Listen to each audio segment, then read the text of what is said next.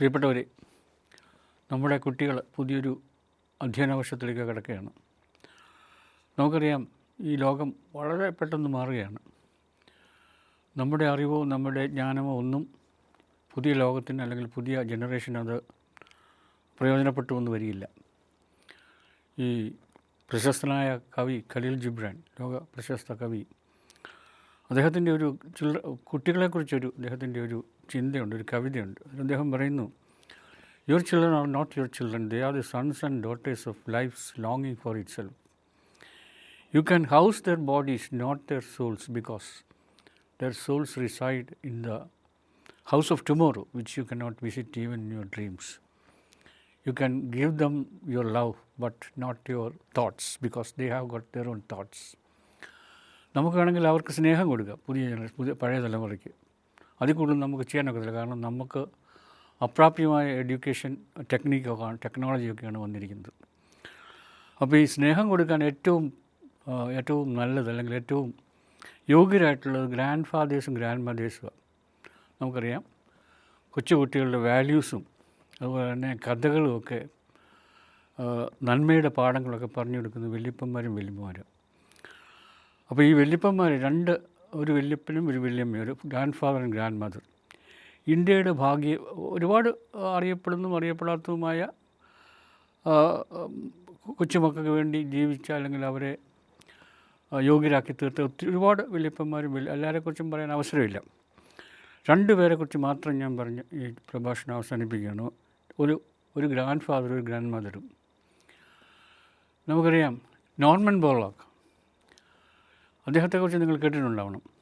കാരണം 1965 ഇന്ത്യൻ ഉപഭൂഖണ്ഡത്തിൽ ഒരു വലിയ ക്ഷാമം ഉണ്ടായി. അന്ന് അരി കിട്ടാനില്ല, ഭക്ഷ്യ സാധനങ്ങൾ കിട്ടാനില്ല, അതിരൂക്ഷമായ ഭക്ഷ്യക്ഷാമം.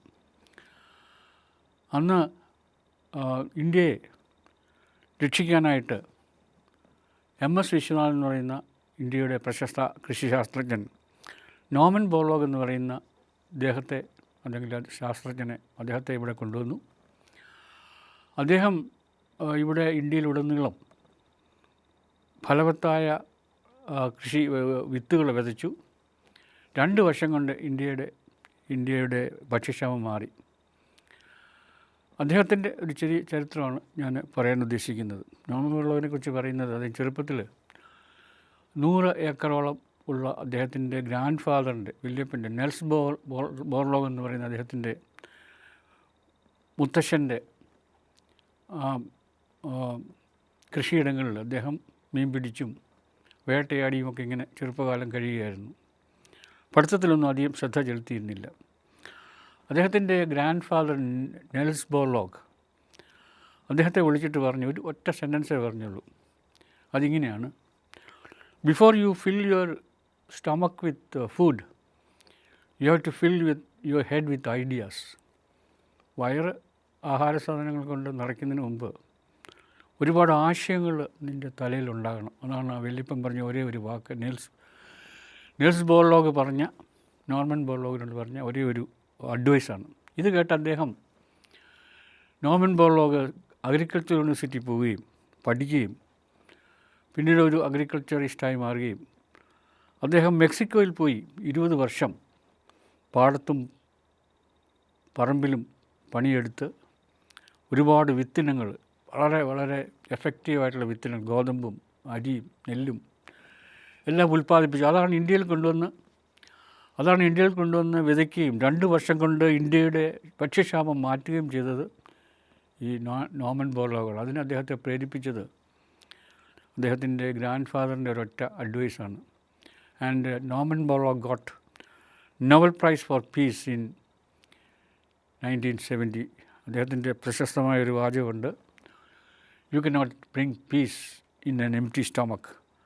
അങ്ങനെ ലോകത്തിന് വേണ്ടി is popularly known as the father of green revolution. അത്രയ്ക്ക് പ്രശസ്തനായ ലോക പ്രശസ്തനായ കൃഷി ശാസ്ത്രജ്ഞനായിരുന്നു. അദ്ദേഹത്തെ നിർമ്മിച്ചത്, അല്ലെങ്കിൽ അദ്ദേഹത്തിൻ്റെ വഴിത്തിരിവായി തീർന്നത് അദ്ദേഹത്തിൻ്റെ ഗ്രാൻഡ് ഫാദർ നെൽസ് ബോർലോഗിൻ്റെ ഒരൊറ്റ ഒരു അഡ്വൈസാണ്. അങ്ങനെയാണ് how grandfathers can change a boy, a child, and the child becomes one of the greatest in the world. ഇനി പറയാനുള്ളത് ഒരു മുത്തശ്ശിയെക്കുറിച്ചാണ്, ഗ്രാൻഡ് മദറിനെ കുറിച്ചാണ്. മറ്റാരുമല്ല, നമുക്കൊക്കെ ഇന്ത്യയിൽ സുപരിചിതനായ, നമുക്ക് വളരെ പ്രിയങ്കരനായ രത്തൻ ടാറ്റ, അദ്ദേഹത്തിൻ്റെ ഗ്രാൻഡ് മദർ. രത്തൻ ടാറ്റയുടെ ചരിത്രം പറയുന്നത്, അദ്ദേഹത്തിന് 8 or 10 വയസ്സുള്ളപ്പോൾ അദ്ദേഹത്തിൻ്റെ അപ്പനും അമ്മയും വേർപിരിഞ്ഞു.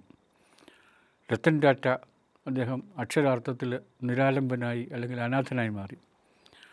അപ്പോൾ അദ്ദേഹത്തെ 2 കൈയും നീട്ടി സ്വീകരിച്ചത് അദ്ദേഹത്തിൻ്റെ മുത്തശ്ശി അല്ലെങ്കിൽ ഗ്രാൻഡ് മദർ നബോജി ബായി ടാറ്റ. അവരാണ് ഈ ടാറ്റയെ 2 കൈ കൊണ്ടും സ്വീകരിച്ചത്. ടാറ്റ പറയുന്നു, ഈ വല്യമ്മച്ചിയാണ് അല്ലെങ്കിൽ ഈ ഗ്രാൻഡ് മദറാണ് എനിക്ക് വലിയ എല്ലാ ചൊല്ലും ചോറും എല്ലാം തന്നെ എന്നെ വളർത്തിയത് ഈ വല്യമ്മച്ചിയാണ്. വല്യമ്മച്ചി എന്നോട് അല്ലെങ്കിൽ ഗ്രാൻഡ് മദർ എന്നോട് ഒറ്റ കാര്യമേ ആവശ്യപ്പെട്ടുള്ളൂ, ഒരിക്കലും ആരുടെയും മുന്നിൽ തലകുനിക്കരുത്. ഒരു കാരണവശാലും തെറ്റ് ചെയ്തിട്ട് മറ്റൊരാളുടെ മുമ്പിൽ തലകുനിക്കാൻ ഇടവരുത്. അദ്ദേഹം പറഞ്ഞ ആ ഒരു വാക്കാണ് എൻ്റെ ജീവിതത്തിൻ്റെ ആധാരം. ഞാൻ never ever I have made A mistake, I have made N error. മറ്റുള്ളവരുടെ മുമ്പിൽ തലകുനിക്കാനായിട്ട് ഞാൻ ഒരു കാരണവശാലും വളരെയധികം ശ്രദ്ധിച്ചിട്ടുണ്ട്, ആരുടെയും മുന്നിൽ തലകുനിക്കുക. അത് എൻ്റെ ഈ വല്യമ്മച്ചിയുടെ ഉപദേശമാണെന്ന് ടാറ്റ പറഞ്ഞത് ഓർക്കുന്നു. അത് അങ്ങനെ 2 ഒരു മുത്തശ്ശനും മുത്തശ്ശിയും. ഇനി ഒരുപാട് പേരുണ്ട്, അവരെക്കുറിച്ചൊക്കെ പറയാനായിട്ട് സമയമില്ല. ലോകത്തെ മാറ്റിമറിച്ച, അല്ലെങ്കിൽ ഇപ്പോൾ കുറഞ്ഞ പക്ഷേ ഇന്ത്യയെങ്കിലും മാറ്റിമറിച്ച 2 മുത്തശ്ശനും മുത്തശ്ശിക്കും, ലോകത്തെ എല്ലാ മുത്തശ്ശന്മാർക്കും മുത്തശ്ശിമാർക്കും എൻ്റെ ഈ ചെറിയ പ്രഭാഷണം സമർപ്പിച്ചുകൊണ്ട് നിർത്തുന്നു. Thank you.